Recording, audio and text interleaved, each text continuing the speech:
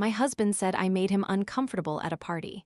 He said I embarrassed him in front of his colleagues.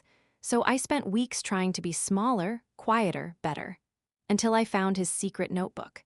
Inside was a list of women's names I didn't recognize, and a photo of another woman tucked between the pages. I thought it was just an affair. I was wrong. What I found next destroyed everything I thought I knew about the man I loved. And it changed me forever. My name is Rowena, and this is my story. For 10 years, I was Rowena Miller, married to Dr. Ethan Miller, a respected cardiologist at the local hospital. We were the kind of couple people described as solid. We had a beautiful, though slightly sterile, house in the suburbs, 2 cars in the garage, and a golden retriever named Gus, who was more photogenic than either of us. I worked as a freelance graphic designer, which allowed me the flexibility to manage our home and be the supportive wife Ethan needed. He was charming, brilliant, and dedicated to his patients. At least that was the story we told the world. The real story, the one I lived, was quieter. Ethan was kind but distant.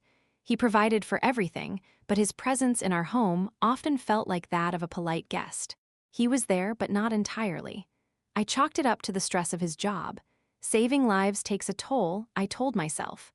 I learned to live in the spaces he left, filling my days with my art, my dog, and the careful maintenance of our shared life. Looking back now, I see the signs I missed. The way he never quite looked at me when he said he loved me. The way his phone was always face down on the table. The way he traveled for medical conferences with a frequency that seemed excessive. But I didn't want to see. I was comfortable in my ignorance, safe in the belief that my marriage was stable, even if it wasn't passionate. I had built my entire identity around being his wife. I was Rowena Miller, and that meant something. It meant I belonged to someone. It meant I wasn't alone. The party that started it all was the annual hospital gala, a black tie affair at the Grand Vista Hotel. It was a night of champagne, rubber chicken, and silent auctions for things nobody really wanted. I always felt a little out of place among the polished doctors and their sleek, confident wives. I was more comfortable in jeans and a paint-splattered smock. But for Ethan, I put on my best navy blue gown, curled my hair, and painted my smile on. That night, I was determined to be the perfect doctor's wife. I spent most of the evening doing the usual circuit, making small talk with the hospital administrators, complimenting the chief of surgery's wife on her ridiculous feathered headpiece, and ensuring Ethan's plate was always full. He was in his element, laughing with colleagues, his hand resting on the small of my back, a gesture of possession that I had once found endearing. Now, it just felt like a label. It said, "This is mine," but it didn't say, "I am yours." The first hint of trouble came from Sandra, the wife of a urologist. She was a notorious gossip with a voice that could cut glass. She cornered me by the dessert table, her eyes gleaming with malicious delight. "Rowena, darling," she cooed, leaning in so her heavily perfumed hair brushed my cheek. "You are looking particularly lovely tonight. So serene. It must be nice to be so secure in your marriage." I forced a polite smile. "I'm sorry, Sandra, I'm not sure what you mean." "Oh, nothing," she said, waving a hand laden with diamond rings. "It's just that Ethan has been, well, let's just say he's been the life of the party over by the bar. He's been talking to Dr. Park for ages. She's our new pediatric surgeon, you know? Absolutely brilliant. And so very dedicated. She's been hanging on his every word." My eyes drifted across the room to the bar. Ethan was there, leaning against the polished wood, a glass of scotch in his hand. Beside him stood a woman I didn't recognize.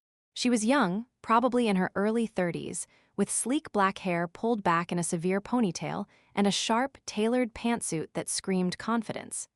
She was laughing at something Ethan said, her hand briefly touching his arm.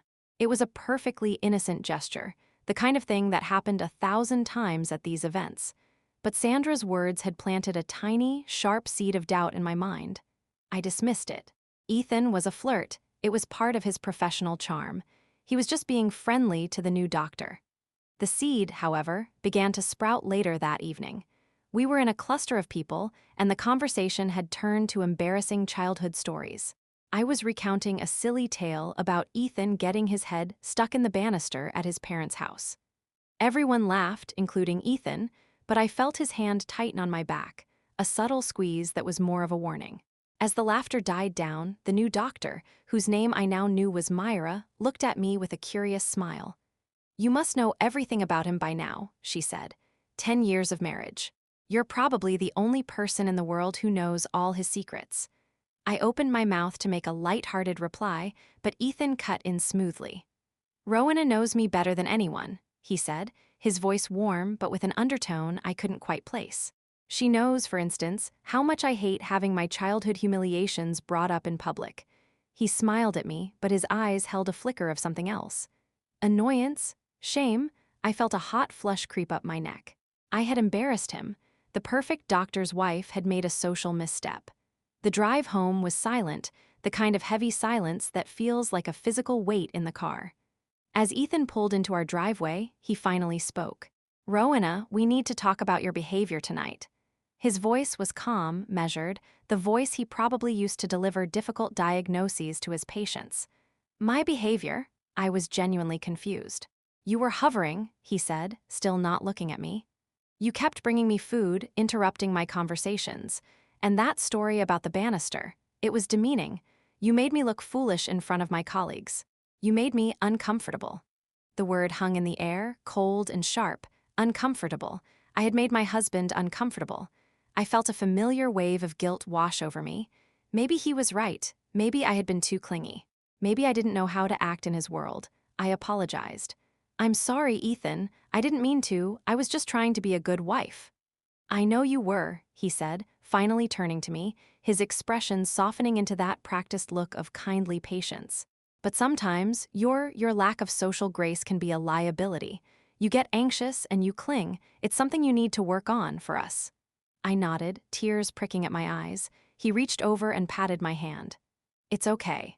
We'll work on it. Let's just get some sleep." I went to bed feeling small and inadequate, his words replaying in my mind. For the next 2 weeks, I tiptoed around him. I was quieter, more careful. I analyzed every interaction, terrified of making him uncomfortable again. I suggested we have a quiet date night at home instead of going out. He agreed, saying it was a good idea. I was trying so hard to be the wife he needed, to fix the problem he had so clearly identified. During those 2 weeks, I also started paying closer attention to his comings and goings. I noticed things I had previously ignored. The late nights at the hospital that stretched later and later. The way he would sometimes smell faintly of a floral perfume that wasn't mine. The distracted look in his eyes when he was supposed to be listening to me. I pushed these observations aside, labeling them as paranoia. He was a doctor. He saved lives. He was a good man. I was the one with the problem. I was the one who made him uncomfortable. The unraveling began on a Tuesday afternoon. Ethan was at the hospital, and I was in his home office, looking for a specific book on cardiac anatomy that I needed for a reference in a medical illustration project. His office was his sanctuary, a room of dark wood and leather. I rarely went in there without him. The book wasn't on the shelf where I expected it. I checked his desk, thinking he might have left it there. On his desk, beside his laptop, was a small, black moleskine notebook. It wasn't labeled. I wouldn't have thought twice about it, except for the corner of a photograph that was sticking out from between its pages. It was just a sliver, but I could see it was a picture of a woman's face. Curiosity, that dangerous thing, got the better of me. My hand trembled as I reached for the notebook. I told myself it was probably a patient photo, a before and after for some procedure. But a cold knot was forming in my stomach. I opened the notebook to the page where the photo was tucked. It wasn't a patient. It was a selfie of Myra, the pediatric surgeon from the gala. She was smiling at the camera, her hair down, a glass of wine in her hand. It was casual, intimate. My breath caught in my throat. I stared at the photo for what felt like an eternity. Then, my eyes drifted to the notebook page it was marking. It was Ethan's handwriting, precise and neat, but what it contained was chaos. It was a list. A list of dates, times, and locations. The Golden Harp Inn, Room 7. March 12th, 8 p.m. The Lakeside Bistro, private booth. March 19th, 7:30 p.m. The list went on, a meticulous log of meetings. And beside each entry, there were notes in a code I didn't understand. Initials. MP, Myra Park, and other letters, TB, LS, SRC. My hands were shaking so badly I had to put the notebook down. This wasn't just a meeting planner. This was a record, an affair. My husband, the man who had told me I made him uncomfortable, was having an affair with the beautiful new doctor. The man who had made me feel small and socially inept was a liar and a cheat. A tidal wave of emotions crashed over me. Sorrow, betrayal, and then, rising up from the depths of my shock, a cold, hard fury. The tears I expected didn't come. Instead, a strange clarity settled over me. He had used his secret to make me feel like the problem. He had turned my love and loyalty into a weapon against me.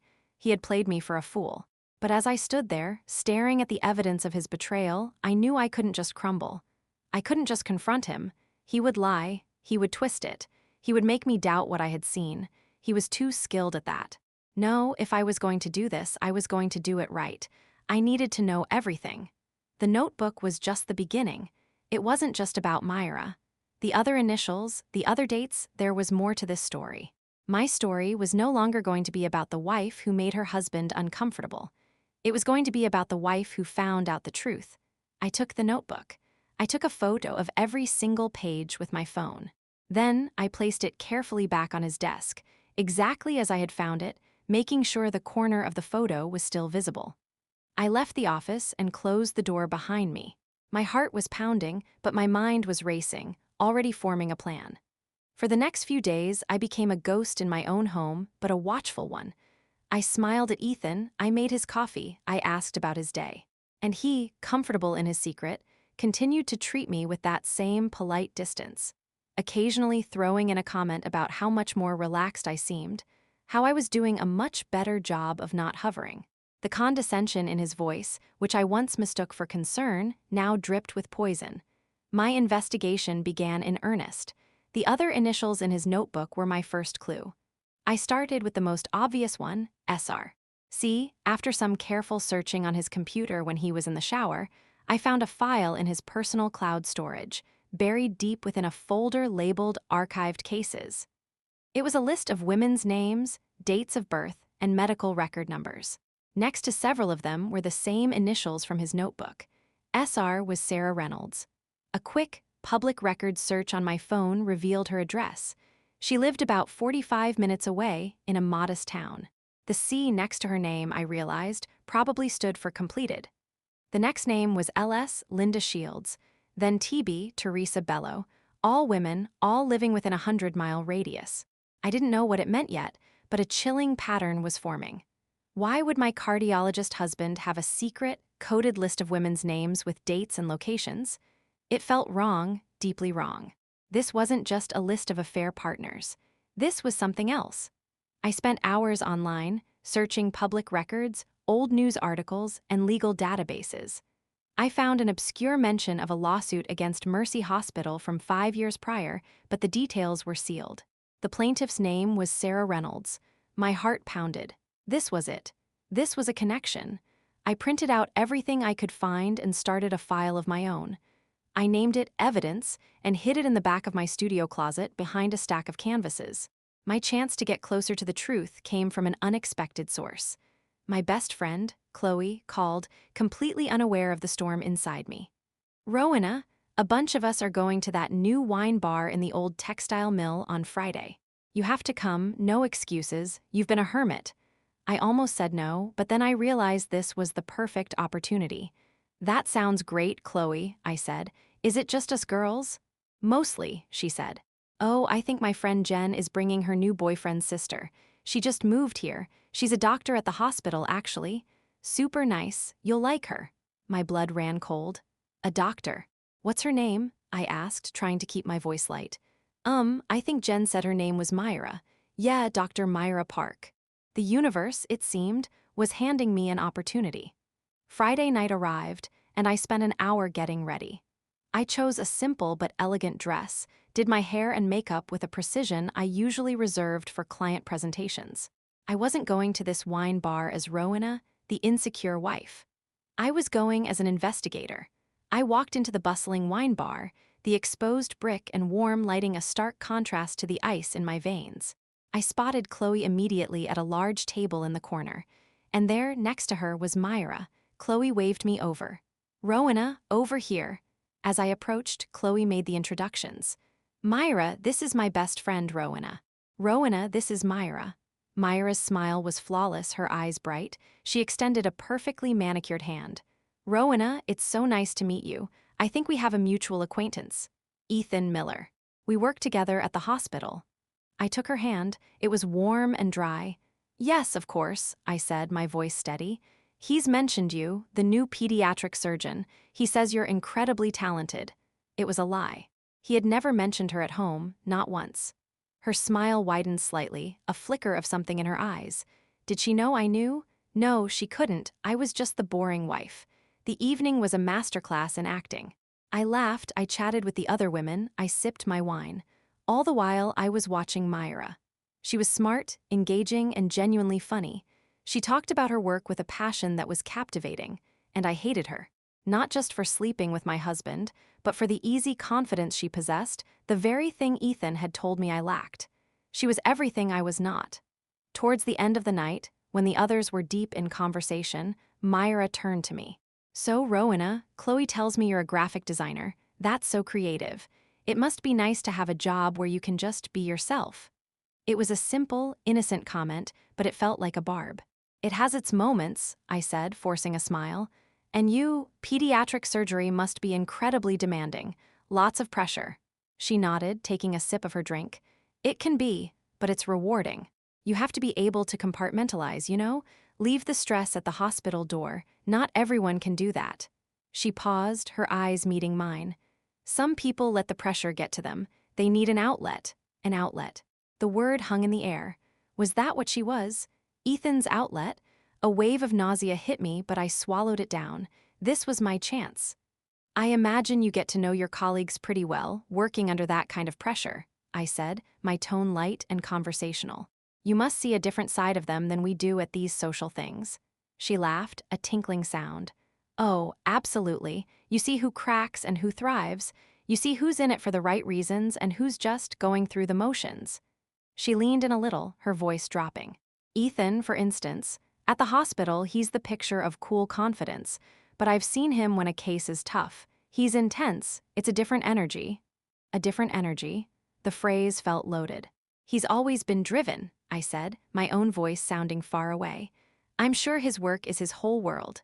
Myra looked at me for a long moment, a strange, almost pitying smile on her lips. For some people, work has to be their whole world, she said softly. It's safer that way. Then, as if catching herself, she brightened. Anyway, it was so nice to finally meet you, Rowena. I'm sure I'll see you around. The conversation left me more shaken than I wanted to admit. Safer that way. What did that mean? I drove home in a daze, her words mixing with the dates and initials from the notebook. The next morning, I knew I had to move past Myra. She was a symptom, not the disease. I needed to find Sarah Reynolds, the first name on the list, the woman with the C next to her name. It took me a week to work up the courage. I found her address, and one afternoon, while Ethan was at a medical conference in the city, I drove to her small, tidy house on a quiet street. I sat in my car for 10 minutes, my hands gripping the steering wheel, trying to figure out what I would say. Hi, my husband is a cheater, and I found your name in his secret notebook. It sounded insane. Finally, I got out and walked to the door. A woman with tired eyes and graying hair pulled back in a loose ponytail answered. This was Sarah Reynolds. Mrs. Reynolds? I asked. She looked at me with wary confusion. Yes, I took a deep breath. My name is Rowena Miller. I'm Dr. Ethan Miller's wife. Her face didn't register recognition at first, and then it did. It was a flicker, a micro-expression of fear, and then a swift, hard shudder coming down. I'm sorry, she said, her voice flat. I don't know any Dr. Miller. You must have the wrong house. She started to close the door. Please, I said, my voice cracking. I put my hand on the doorframe. Please, Mrs. Reynolds, I'm not here to cause trouble. I found his notebook. I saw your name. The initials SR with a C next to it.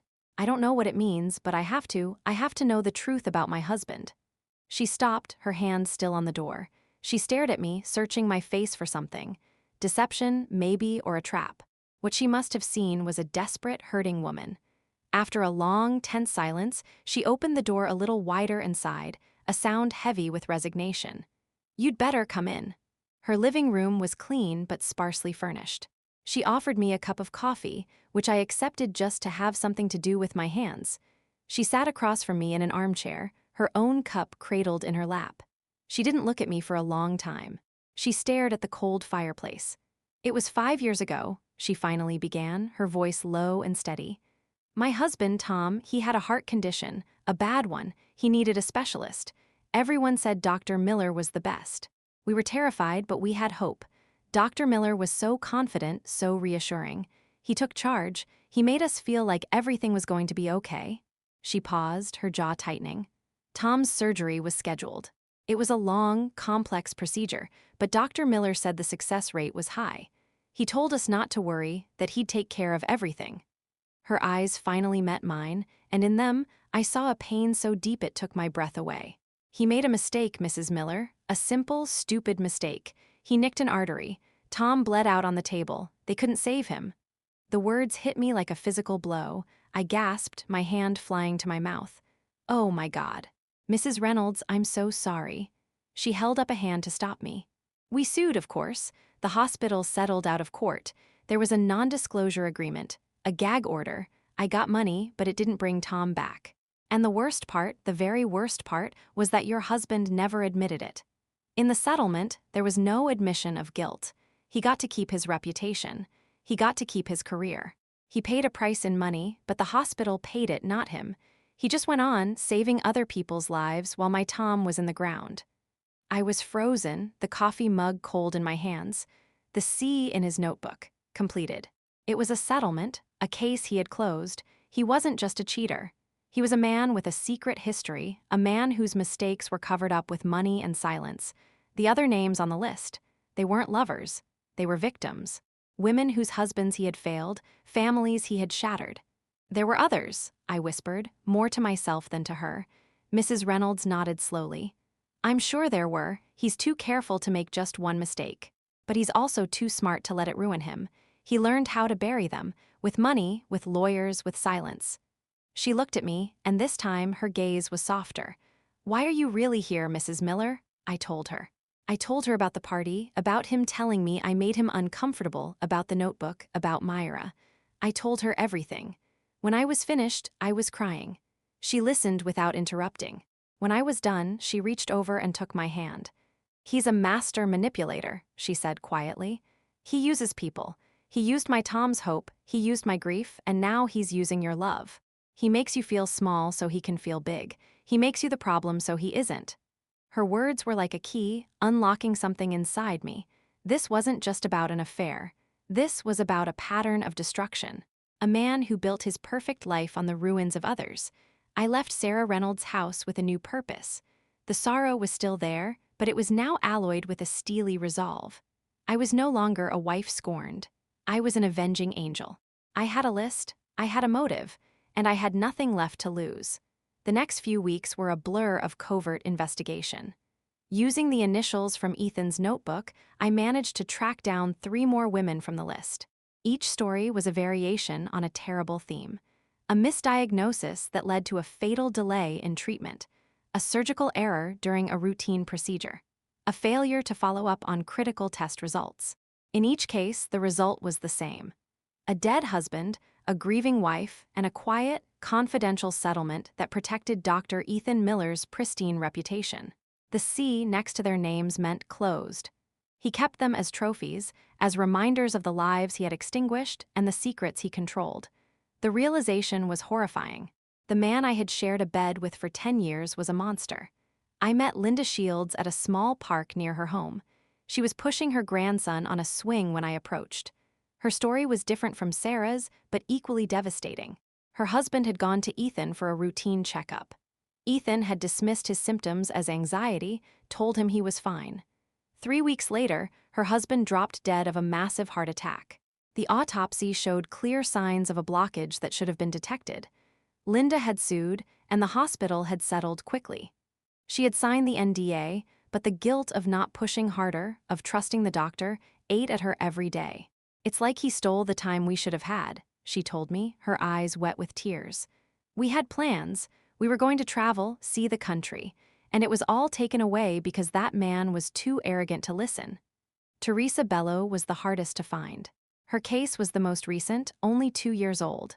Unlike the others, she hadn't signed the NDA quietly. She had fought it, hired a lawyer, tried to go public. But in the end, the hospital's legal team was too strong. They buried her in paperwork, dragged the case out until she ran out of money. She was bitter, angry, and when I found her, she was living in a small, rundown apartment on the wrong side of town, working 2 jobs as a waitress and a cashier to pay off the legal debts she'd accumulated. She was a firecracker, full of rage and desperate for someone to listen. She was the perfect ally. We met in a noisy diner on the outskirts of town. I told her my story, and she listened with a grim satisfaction. "So the great Dr. Miller's world is finally starting to crack," she said, stirring her coffee with a vengeance. "Good, what's your plan?" "I don't have one yet," I admitted. "I just know I can't let him get away with this." "Not anymore?" She leaned forward, her eyes burning. "You need proof. The settlements are sealed. The NDAs are ironclad. You need to find something that connects him directly to the mistakes. Something he couldn't hide." That's when it hit me, his work computer. He was meticulous, almost obsessively so. He kept everything. He was a man who documented his life, from his secret meetings with Myra to his closed malpractice cases. If there was a digital trail of his negligence, it would be on his personal laptop, the one he kept in his home office. The one that was always with him. Getting into that laptop was the next challenge. He never left it unattended. He took it to work, he brought it to the dinner table, he even took it to the bathroom. It was an extension of his body. I needed a distraction, and I needed time. I started paying closer attention to his schedule, listening for any mention of an upcoming event that would take him away for an extended period. I kept my ears open and my mouth shut, playing the role of the doting wife while my mind raced with possibilities. The opportunity came 3 weeks later. The hospital was hosting a weekend-long charity golf tournament at a resort 2 hours away, and Ethan, as a senior doctor, was required to attend both days. He would be gone from early Saturday morning until late Sunday evening. It was my chance. I helped him pack his bags, kissed him goodbye, and waved as his car disappeared down the street. As soon as he was out of sight, I locked the door and went straight to his office. On Saturday morning, I waved him off with a smile and a packed lunch. As soon as his car disappeared down the street, I went into action. I knew his password. It was the same one for everything, our anniversary. It was a small, pathetic detail that he probably thought was romantic. It was, in fact, his greatest vulnerability. I sat down at his desk, my heart pounding so loudly I was sure the neighbors could hear it. I opened the laptop and typed in the numbers. The screen unlocked. His laptop booted up and I was in. My heart hammered against my ribs as I navigated through his files. Most of it was medical journals and patient presentations, but then I found a folder. It was innocuously named Backup. Inside that folder was another, named Personal. And inside that, a folder called MP Myra Park. I hesitated, my mouse hovering over it. Part of me didn't want to see, but I clicked anyway. It was full of photos, emails, and scanned love letters. There were pictures of them together at restaurants on what looked like weekend trips. Emails filled with longing and desire, talking about their future together. It was the evidence of his infidelity, and it was damning. It cut deep, seeing the words he had never written to me, the passion he had never shown. But it wasn't what I was looking for. I closed it and kept searching. I went deeper into folders with cryptic names, projects, archives, old data, nothing. I was starting to panic. What if he had deleted everything? What if there was no proof? Then I noticed a folder labeled RS. It was buried deep within a labyrinth of encrypted archives, but it caught my eye. RS, Reynolds Settlement. I clicked on it. Inside were scanned copies of every document related to the case. The initial complaint from Sarah Reynolds, written in shaky handwriting. The hospital's cold, clinical legal response. And a series of internal emails. I opened one of them. It was from Ethan to the hospital's risk manager. The email was dated 2 days after Tom Reynolds died. The words on the screen made my blood run cold. There was an unexpected complication, he had written. A momentary lapse in concentration. I accept full responsibility. He had admitted it, in writing, to the hospital, but that admission had never seen the light of day. It was buried, hidden away, while the hospital paid off the grieving widow and protected their star doctor. I found similar emails for the other cases. For Linda Shields' husband, he had written, "I failed to interpret the EKG correctly. This was my error." For Teresa Bellows' husband, he had written, "Post-operative care was insufficient. I should have been more vigilant." Each one was a confession, a private acknowledgement of guilt that was then covered up by the institution. There were also emails from hospital administrators discussing strategy, talking about how to minimize damage, how to keep it out of the press. They referred to the victims as complainants and the settlements as costs of doing business. I sat there for a long time, staring at the screen. This was it. This was the weapon. It wasn't just a secret. It was the truth. I felt a surge of power unlike anything I had ever experienced. I had him. I had all of them. I copied every single file onto 3 separate USB drives. I hid one in a hollowed-out book in my studio, one in the lining of my winter coat, and one I mailed to myself at a P.O. box I had rented in a nearby town. Then, I carefully erased my digital footprints from his computer, clearing the history and making sure there was no trace of my access. I closed the laptop, leaving it exactly as I had found it. When Ethan came home that night, tired and sunburned from the golf course, I was in the kitchen, making his favorite pasta dish. I kissed him hello and asked about his day. He grumbled about the other doctor's handicaps and went to take a shower. I watched him go, a strange calm settling over me. The hunter had become the hunted, and he didn't even know it. The next phase of my plan required patience.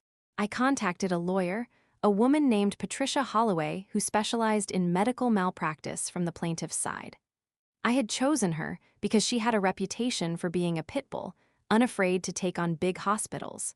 I found her online, read every review, every article about her. She had taken on corporations and won. She was exactly what I needed. I called her office and made an appointment under a fake name. When I walked into her office, I was trembling. Her office was all glass and chrome, modern and intimidating. But Patricia herself was warm, with kind eyes and a no-nonsense demeanor. I told her everything. I showed her the files. Her face, as she read through Ethan's private emails, was a mask of professional restraint, but I could see the fury building behind her eyes. She read every document, every email, every confession. When she finished, she leaned back in her chair and let out a long breath. "This is extraordinary, Rowena," she said, finally looking up at me. "This isn't just a malpractice case. This is fraud, conspiracy, and a massive breach of ethics. The hospital colluded with him to hide these mistakes. They're all liable. This is the kind of evidence that makes careers and destroys them." "What can we do?" I asked. "The NDAs? The NDAs are between the victims and the hospital," she explained. "They can't stop us from filing a new action based on this newly discovered evidence of fraud. The settlements were obtained through deception. They hid his admissions of guilt. That voids the agreements. And we're not just talking about the families suing again. We're talking about criminal charges, medical board review, the end of his career, the end of careers for the administrators who covered it up."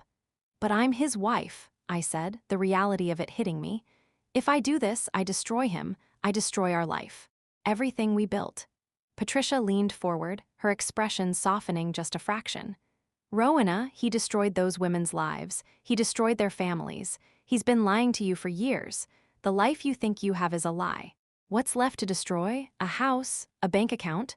Those are things. They can be replaced. The lives he took cannot. The pain he caused cannot. You have a chance to give those women something they never got. Justice. Don't let fear stop you." She was right. There was nothing left. The man I loved never existed. In his place was a stranger, a dangerous one. I gave Patricia the go-ahead. She contacted the other women. Sarah Reynolds, Linda Shields, Teresa Bello, and 2 others agreed to join a new joint lawsuit against both Ethan and the hospital. Teresa was the most vocal. When I spoke to her on the phone, her voice crackled with energy. "I've been waiting for this day," she said, her voice thick with emotion. "I want to see him burn. I want to see them all burn. They took everything from me, and now they're going to pay." The legal process was slow and agonizing. For months, I lived a double life. At home, I was still Rowena, the quiet, accommodating wife who was working so hard not to make him uncomfortable. I made his breakfast, I did his laundry, I listened to his stories about work. I laughed at his jokes and nodded along when he complained about hospital politics. And all the while, I was meeting with Patricia, coordinating with the other women, and preparing for the day of reckoning. It was the hardest acting I have ever done. Every time he touched me, I had to fight the urge to recoil. Every time he smiled at me, I saw the faces of the women he had wronged. I saw Tom Reynolds bleeding out on an operating table. I saw Linda Shields' husband collapsing in his own living room. I saw Teresa Bello working double shifts to pay off debts she never should have had. Myra was still in the picture. I knew from his notebook and the files on his laptop that their affair was ongoing. He was becoming more careless, too. He would come home late, smelling of her perfume. He would take phone calls in the other room, his voice a low murmur. Once, I found a receipt in his pocket for a fancy restaurant in the city, dated a night he had told me he was working late. He thought he was being so clever, so discreet. He had no idea that I knew everything. Sometimes, I would watch him sleep and imagine the look on his face when the truth came out. It was a small comfort in those long, dark months. The climax came on a Thursday. It was a gray, drizzly day, the kind that makes you want to stay in bed. Patricia called me that morning. Her voice was calm, but I could hear the excitement underneath. "It's happening, Rowena. The story is breaking. A reporter from the city paper has all the documents. It'll be on the evening news, 6 o'clock, be ready." I spent the rest of the day in a daze. I went through the motions of my daily life, but my mind was elsewhere. I made a pot roast for dinner, Ethan's favorite. I set the table with the good china, the crystal glasses, the fancy napkins. I wanted one last normal meal. One last moment of the lie before the truth shattered it all. I wanted to see his face when he realized what was happening. I wanted to be there. Ethan came home at his usual time, kissed me on the cheek, and commented on how good the house smelled. He was in a good mood, whistling as he hung up his coat. He talked about a difficult case he had that day, a patient he had saved, his voice full of that practiced gravitas. I nodded and made appropriate noises, but I wasn't listening. I was watching the clock. The minutes ticked by slowly, each one an eternity. At precisely 6 o'clock, I picked up the remote and turned on the TV in the kitchen. "Honey, can we watch the news while we eat?" I asked, my voice remarkably steady. He shrugged, already cutting into his pot roast. "Sure, if you want. Anything interesting happening?" The local news anchor appeared on the screen. "Good evening," she began, her face serious. "Our top story tonight involves a bombshell investigation into one of the city's most prominent cardiologists and the hospital where he works. Documents obtained exclusively by this station reveal a decades-long pattern of medical errors, secret settlements, and an institutional cover-up designed to protect Dr. Ethan Miller of Mercy Hospital." Ethan froze, his fork halfway to his mouth. His face went pale, then red. He stared at the screen, transfixed, as the report unfolded. They showed the documents, the emails where he admitted his mistakes. They showed Teresa Bello, her face filled with righteous fury, giving an interview. "He killed my husband," she said, her voice shaking. "And then he hid behind his money and his lawyers. But now the truth is out." They showed Sarah Reynolds, her quiet grief now turning into a powerful statement. "My Tom deserved better," she said. "They all did." The reporter detailed every case, every death, every secret payment. "Oh my God," Ethan whispered, his fork clattering onto his plate. He turned to me, his eyes wide with shock and disbelief. "Rowena, this is insane. It's a lie. It's all a lie. Someone has fabricated these documents. This is a setup. The hospital has enemies. Someone is trying to destroy me." I looked at him, really looked at him for the first time in months. I saw the panic, the fear, the desperate scramble for a way out. I saw the mask crumbling, revealing the terrified man underneath. And I felt nothing. No pity, no love, no sorrow, just a cold, satisfying emptiness. "It's not a lie, Ethan," I said, my voice quiet and calm. He stared at me, his mind racing. "How do you know? How can you be so sure? You don't know anything about this. You're just my wife. You stay home and draw your little pictures. You don't know what goes on at the hospital." "Because I gave them the documents," I said. The words hung in the air between us, simple and devastating. For a second, he just looked confused, as if he hadn't heard me correctly. Then comprehension dawned. His eyes widened, his mouth opened and closed soundlessly. The mask slipped completely, and for the first time I saw the real Ethan Miller. Not the charming doctor, not the loving husband, not the confident professional, but the cornered animal, his face contorted with rage. "You," he snarled, his voice a low, guttural sound I had never heard before. "You did this. You broke into my computer, you stole my private files. You ruined me?" He stood up so fast his chair fell over backwards. It clattered on the tile floor, a loud, jarring sound. He loomed over me, his hands clenched into fists at his sides, his chest heaving. I didn't flinch. I stayed seated, looking up at him. "I didn't ruin you, Ethan. You did that yourself, one lie, one mistake, one dead patient at a time. I just made sure the world finally got to see who you really are. Those women deserved the truth. Their husbands deserved better." "How long?" he demanded, his voice shaking with fury. "How long have you been planning this? Was it all an act, the quiet wife? The one who made you uncomfortable at parties?" I couldn't help the small, bitter smile that touched my lips. "I learned from the best," I said. "I found your notebook, Ethan, the one with your little list. The one where you keep track of the lives you destroyed. I saw the photo of Myra. I knew about the affair. I knew you were lying to me. But that wasn't the worst of it. The worst was what you did to those women, to their husbands. You took everything from them, and then you hid behind your money and your lawyers. You made me feel like I was the problem, the one who was uncomfortable to be around, all while you were a fraud and a killer." He took a step towards me, his face a mask of pure hatred. "You have no idea what you've done. My career, my reputation, everything I've worked for. It's gone, because of you. Do you understand that? Years of training, years of saving lives. All erased because my own wife stabbed me in the back." I finally stood up, facing him. I was smaller than him, but in that moment I felt 10 feet tall. "No, Ethan, it's gone because of you, and this is just the beginning. The women are filing a new lawsuit. The medical board is going to review your license.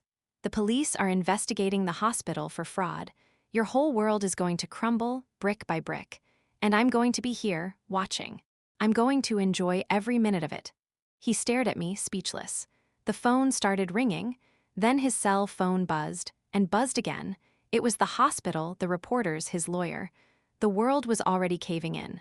He just stood there, looking lost and utterly defeated.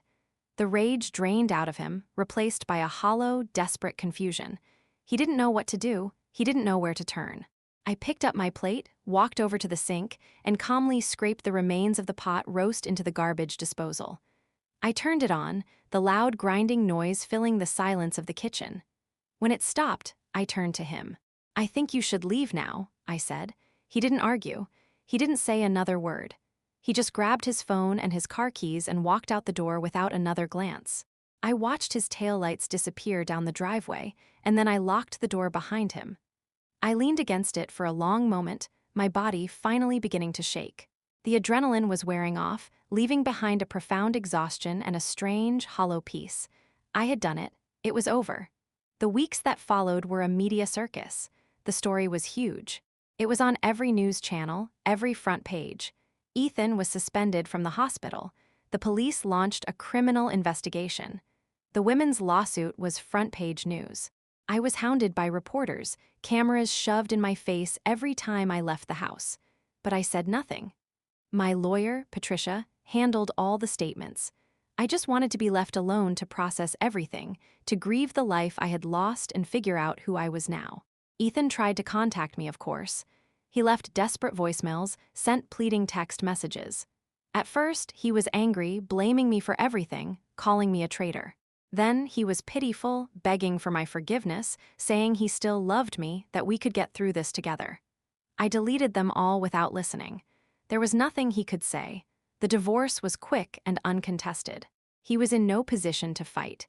I got the house, the car, and enough of our shared assets to start over. It felt like blood money, but I took it. I used some of it to set up a small, anonymous fund to help the women from his list with their legal and medical bills. It was the least I could do. I saw Myra once more, about a month after the story broke. I was at a coffee shop, sitting by the window, and she walked in. She looked different. The glossy confidence was gone, replaced by a haunted, hollow look. Her hair was pulled back carelessly, and she wore no makeup. She saw me and froze. For a moment, I thought she might turn and leave, but instead, she walked over to my table. "Rowena," she said, her voice tight. "Myra," I replied, not inviting her to sit. She shifted uncomfortably, clutching her coffee cup. I wanted you to know that I didn't know. About the patients, about the settlements. I knew he was married, and I was wrong for that, I know. I was stupid and selfish. But I didn't know about the rest. When I found out, when I saw the news, I ended it. I reported him to the hospital board myself. I gave them everything I had." She looked at me, her eyes pleading for some kind of absolution. "I'm not a monster." I looked at her for a long moment. She was young, ambitious, and had made a terrible choice. Was she a victim too, in a way? Or just a different kind of fool?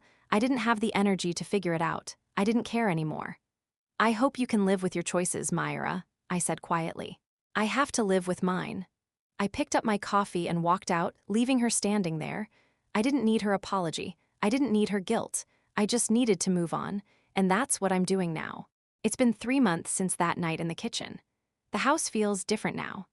I've painted the walls a warm, sunny yellow, gotten rid of the sterile, beige furniture Ethan loved, and filled the rooms with color and light.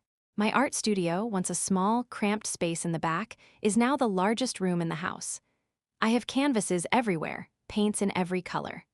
Gus, the golden retriever, sleeps at my feet while I work, a warm, comforting presence. The divorce was finalized last week. I am Rowena again, just Rowena. The other night, I was going through some old boxes in the attic and I found our wedding album. I sat there for a long time, looking at the pictures of the two of us, so young and hopeful. I searched for any sign of the man he would become, any flicker of darkness in his eyes. There was none, or maybe I just didn't want to see it. I closed the album and put it in the box destined for the donation center. I don't need those memories anymore. They belong to a different person, a different life. I still think about those women sometimes.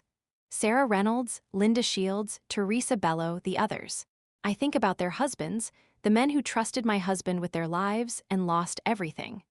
I hope the new lawsuit brings them some measure of peace, some sense that the truth finally matters.